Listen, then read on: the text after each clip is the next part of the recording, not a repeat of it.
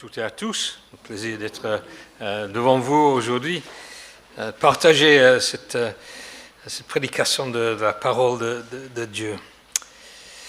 Savez-vous que nous, les chrétiens, disciples de Jésus-Christ, sommes la maison de Dieu? C'est un peu le thème de notre série qu'on fait en ce moment. C'est une des vérités les plus époustouflantes de la Bible. Écoutez deux passages de la Bible qui en parlent.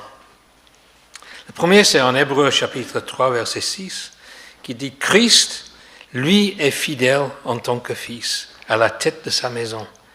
Et sa maison, c'est nous. » Et l'autre, sur le même thème, c'est Éphésiens 2, verset 20 à 22. C'est l'apôtre Paul qui écrit à l'église en Éphèse.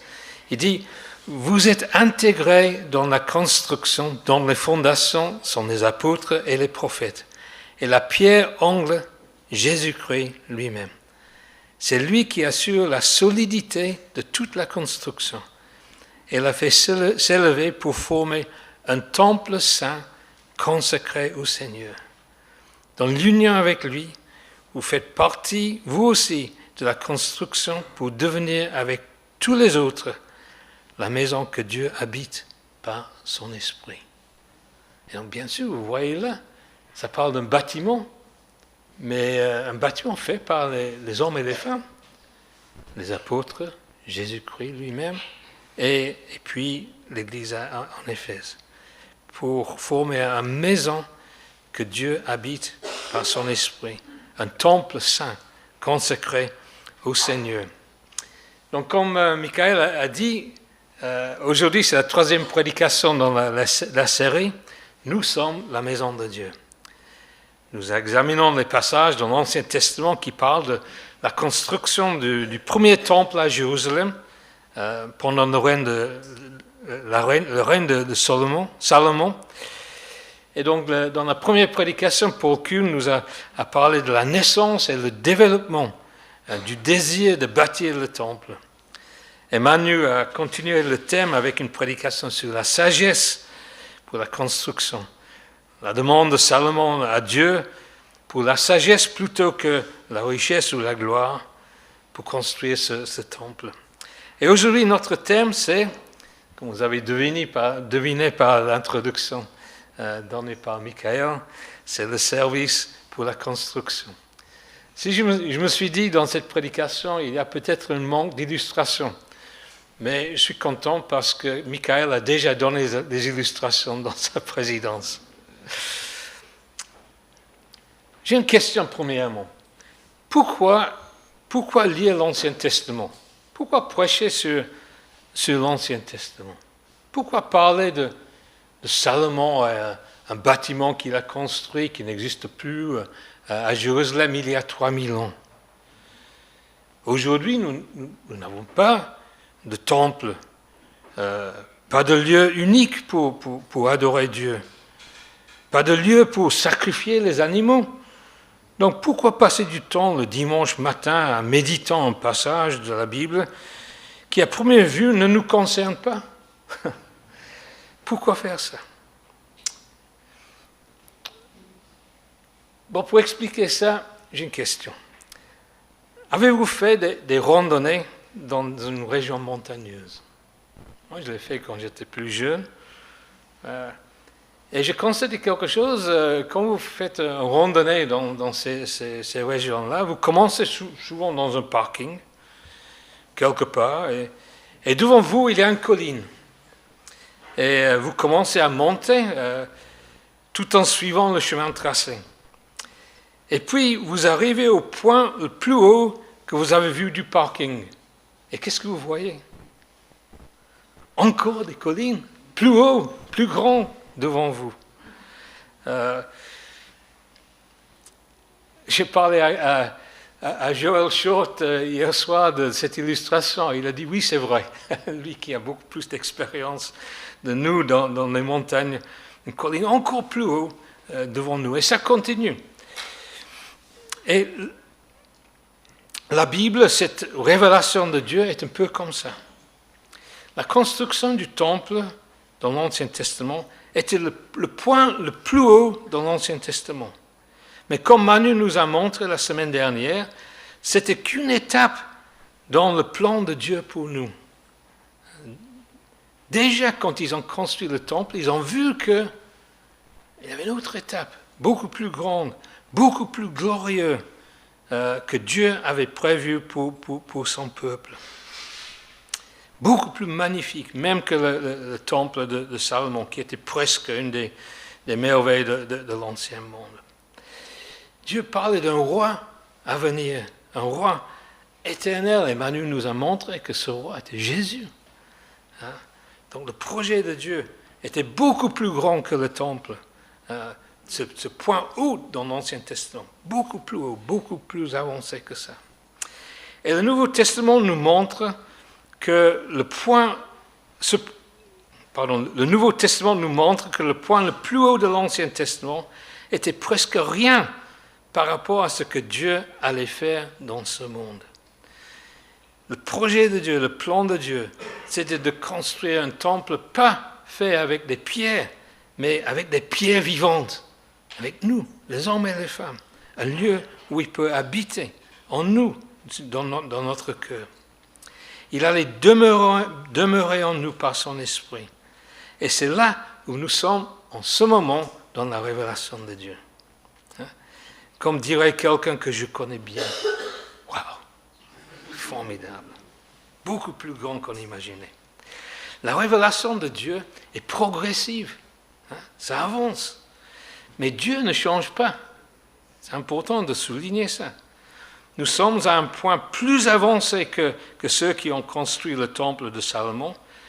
Mais il y a des choses dans la description de ce temple qui nous montrent ce qui est important pour Dieu et pour nous. Et ce qui devait se trouver son équivalent en nous. Parce que si il y avait ce temple de Salomon, point haut dans l'Ancien Testament, et si Dieu est en train de construire un temple fait avec nous, les êtres humains, les pierres vivantes, sûrement il y avait quelque chose dans l'ancien temple qui parle du caractère de Dieu et son plan, qui sont vrais pour nous aussi aujourd'hui. Et nous allons trouver ça un peu plus loin dans la prédication. Dans le texte d'aujourd'hui, c'est un texte long, c'est 2 Chroniques dans l'Ancien Testament, un des livres historiques, 2 Chroniques, chapitre 2 à 4. Donc on ne va pas lire tout ça parce que ça va prendre trop de temps. Mais on va juste regarder quelques points dans ce passage. Ce texte parle de la construction du temple à l'époque de Salomon.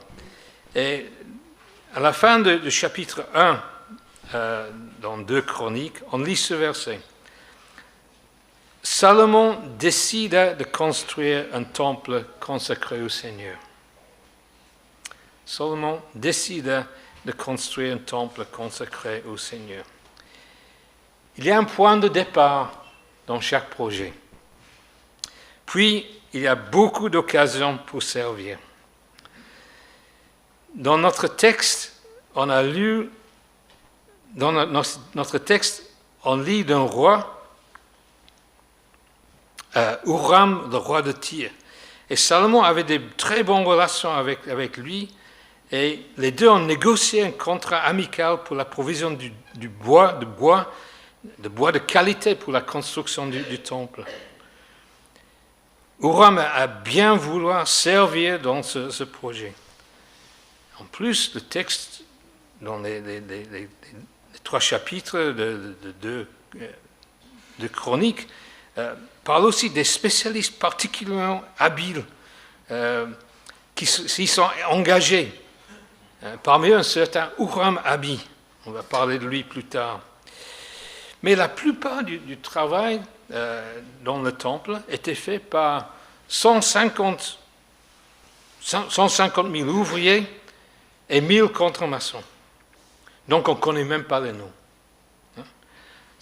Mais c'était un travail ensemble et les occasions pour servir ne manquaient pas dans ce projet. Depuis la résurrection de Jésus, Dieu est en train de construire une communauté de croyants dans le monde entier. Ici, dans l'église évangélique d'Ozoir, nous avons notre rôle à jouer aujourd'hui même. Chacun a son rôle à jouer, comme dans la construction du temple dans l'Ancien Testament. Et ma prière ce matin, c'est que chacun ici présent suit l'exemple de Salomon et prend une décision ce matin. Michael a parlé de sa prière quand il voulait servir Dieu malgré les difficultés qui étaient devant lui, et le Seigneur a exaucé cette prière. Il a pris une décision.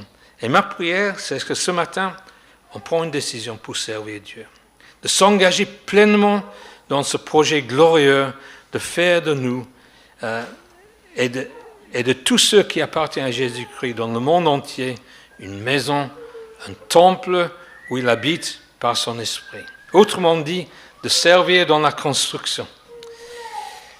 Nous, on a un projet de bâtiment, mais le projet de bâtiment, c'est qu'un détail.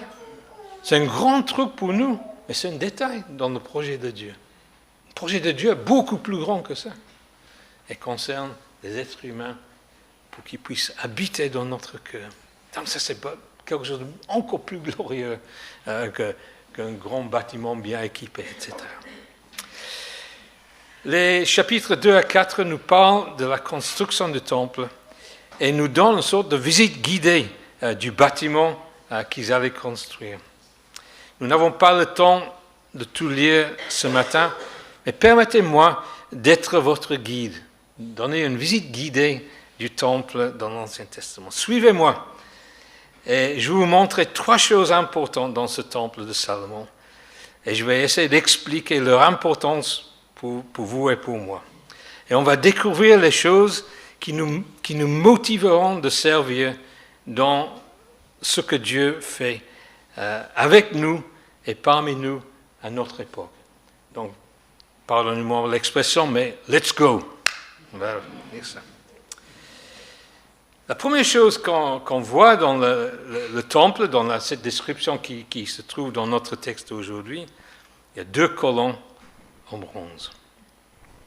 À l'extérieur du temple, juste devant l'entrée, il y avait 2 grandes colonnes en bronze. Chapitre 3, versets 15 à 17.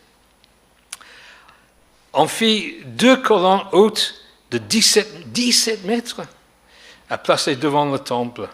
Au sommet de chacune se trouvait un chapiteau de 2 mètres et demi de haut. On fit des chaînettes qu'on plaça au sommet des colonnes, puis on fit des décorations représentant le fruit, le grenadier, une centaine qu'on suspendait aux chaînettes. On dressait les colonnes devant le sanctuaire, l'une à la droite et l'autre à la gauche de l'entrée. On appela celle de droite Yakin, ce qui signifie Dieu affermi, et celle à droite Boaz, en Dieu est la force. Impressionnante. Presque 20 mètres de hauteur, 2 colonnes bien décorées. Mais beaucoup plus impressionnante encore, et ce sont les noms que portent ces 2 colonnes. Dieu affermi et en Dieu est la force. Imaginez là, vous entrez dans ce temple, passez par ces colonnes, et qu'est-ce qui reste dans votre tête? Les 2 noms. Dieu affermi et en Dieu est la force. Tout récemment, nous avons eu combien de baptêmes? 6 baptêmes. Cette année, 13 baptêmes. Et chaque baptisé reçoit ces 2 promesses qui étaient écrites, qui étaient le nom de ces 2 colonnes. Chaque baptisé reçoit cette bénédiction de Dieu. On peut dire à chaque baptisé, Dieu vous affermit. Dieu est votre force. Pas seulement pour ceux qui viennent de se faire baptiser, mais tous ceux qui appartiennent à Jésus-Christ. Vous avez ces 2 promesses. Dieu vous affermit et Dieu est votre force. N'est-ce pas? Ça, c'est le secret de la vie chrétienne. On est dans un projet qui va réussir, parce que c'est Dieu qui a fermé. Et que c'est Dieu qui pourvoit. 2 promesses de la part de Dieu qui ne mentent jamais. Dieu vous a fermé. Dieu est votre force. Ensemble, en tant qu'Église, nous pouvons construire avancer avec ces 2 promesses. Dieu est pour nous et Dieu pourvoira pour nous. Ça, c'est le message de ces 2 colonnes. Quelle motivation pour servir dans la réalisation du plan de Dieu. Ces 2 promesses. Incroyable, quoi. Il y a beaucoup de questions sur les projets, qu'est-ce que Dieu va faire, etc. Mais on a l'assurance que ces 2 colonnes, dont ces 2 colonnes parlent. Dieu nous a fermés. Dieu est notre force. Quelle motivation pour servir dans la réalisation du plan de Dieu. On a déjà cité Hébreux 3, verset 6. Mais j'ai lu que la moitié du texte. Le reste dit, « Et nous sommes sa maison, si nous gardons notre assurance et l'espérance dont nous sommes fiers. » On a besoin de garder cette assurance qui nous donne le nom de ces 2 colonnes. Jésus a dit, pour moi c'était la promesse la plus merveilleuse dans la vie d'une église. Jésus a dit, « Je bâtirai mon église. » Jésus n'a pas dit, « Le pasteur bâtira son église. » Ou les membres bâtiront leur église. Jésus a dit, « Je bâtirai mon église. » Et il va pas céder la place aux autres. Mais nous, on peut participer dans cette construction, mais c'est lui qui va bâtir son église. Et donc, le principe de ce premier point, la visite des 2 colonnes, c'est le service est fondé sur la confiance en Jésus. On croit en Jésus. On croit qu'il va réussir dans son projet. Deuxième chose qu'on voit dans ce temple, c'est l'autel. Entrons maintenant dans le bâtiment. La première chose qu'on voit en entrant dans ce temple de Salomon, c'est un autel, un lieu de sacrifice. Chapitre 4, verset 1, on fit un autel de bronze de 10 mètres sur 10 et 5 mètres de haut. Ça, c'est un rappel fort du message de la Bible, de la première page à la dernière. Nous pouvons approcher de Dieu seulement par sacrifice. La Bible a un message clair à nous donner. C'est ça.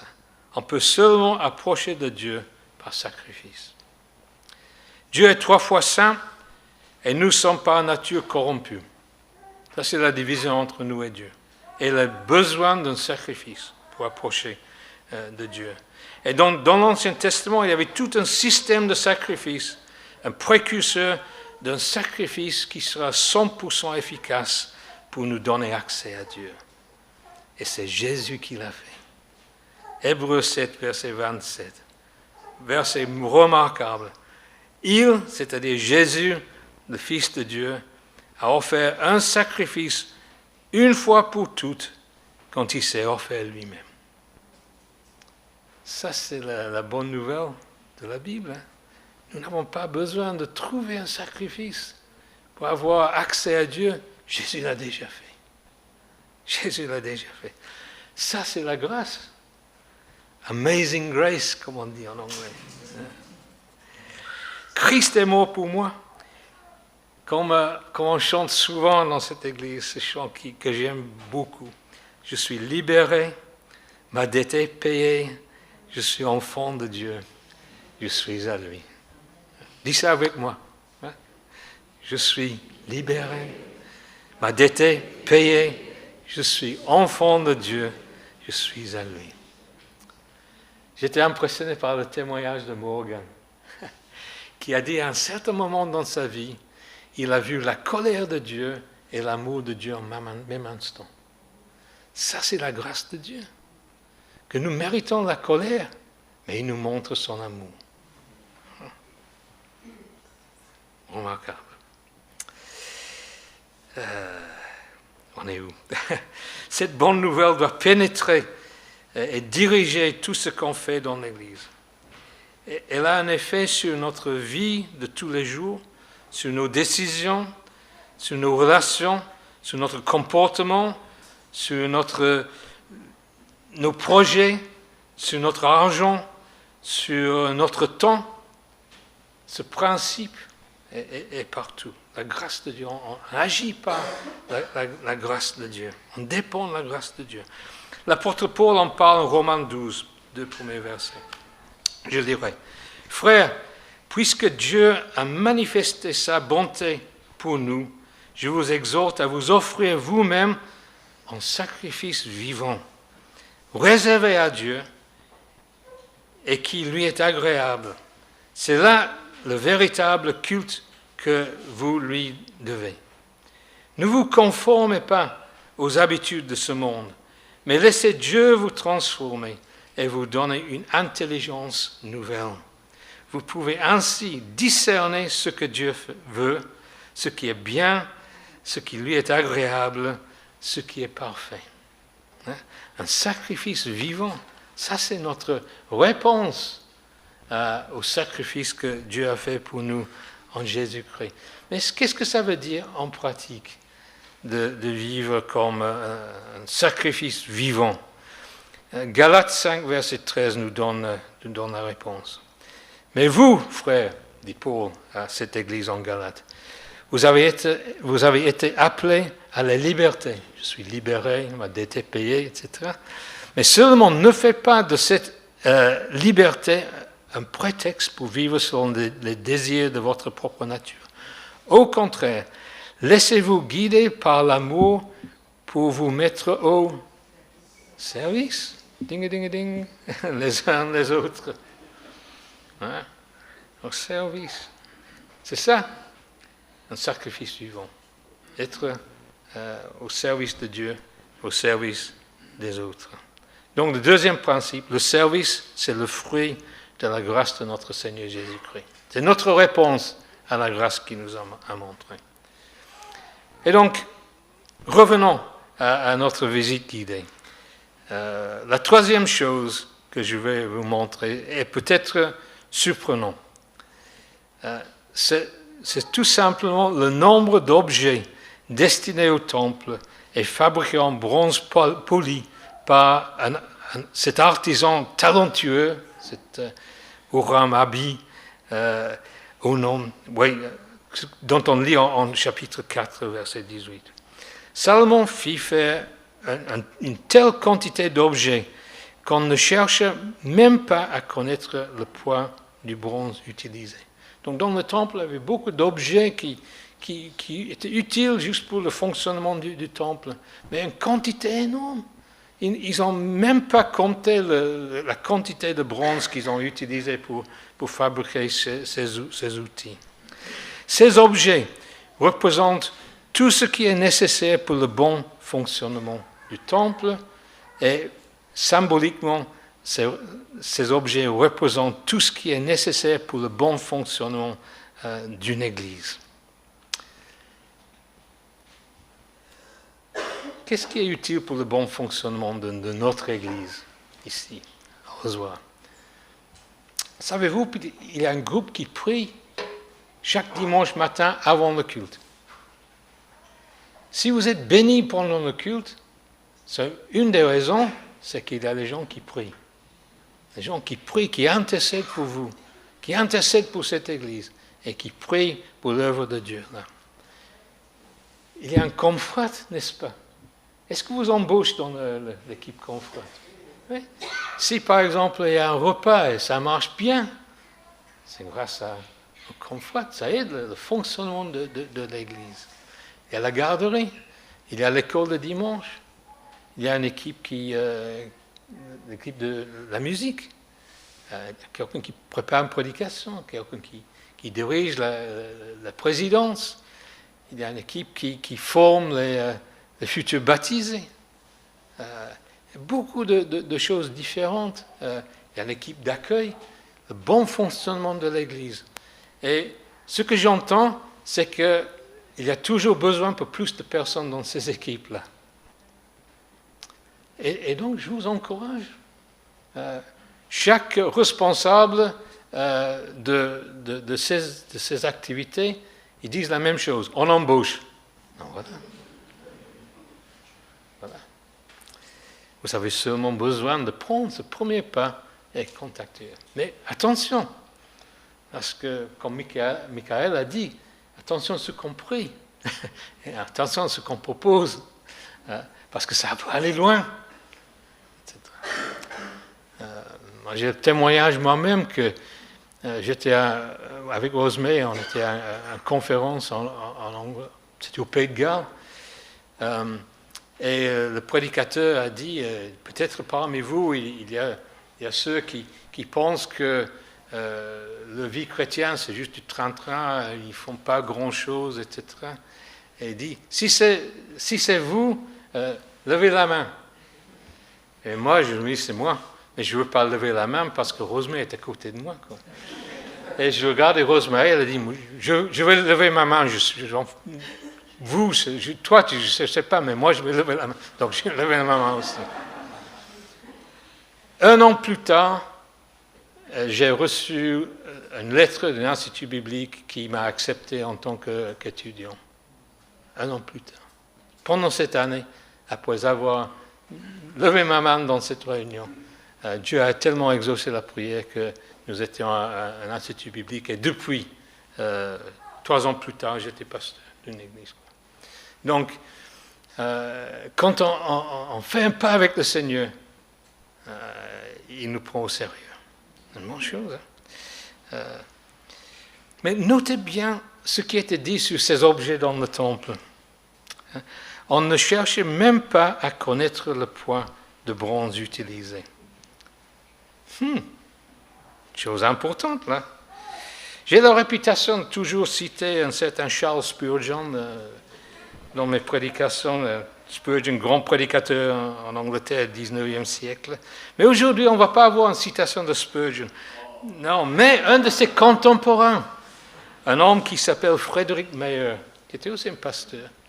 On voit la gentillesse dans son visage, la sagesse dans son visage.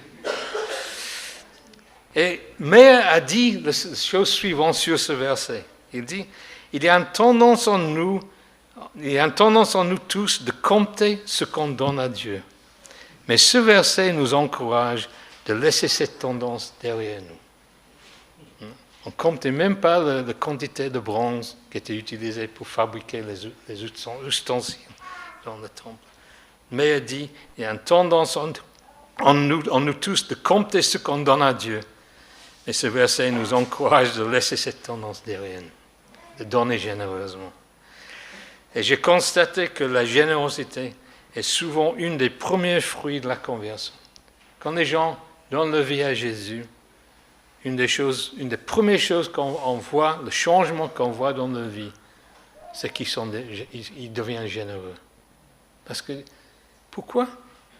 Parce que Jésus a dit, vous avez reçu gratuitement, donnez aussi gratuitement. Matthieu 10, verset 8. On a reçu de lui. Et le fruit en nous, c'est de donner. Et donc le troisième principe, c'est le service est fait avec générosité. Conclusion, juste 2 mots.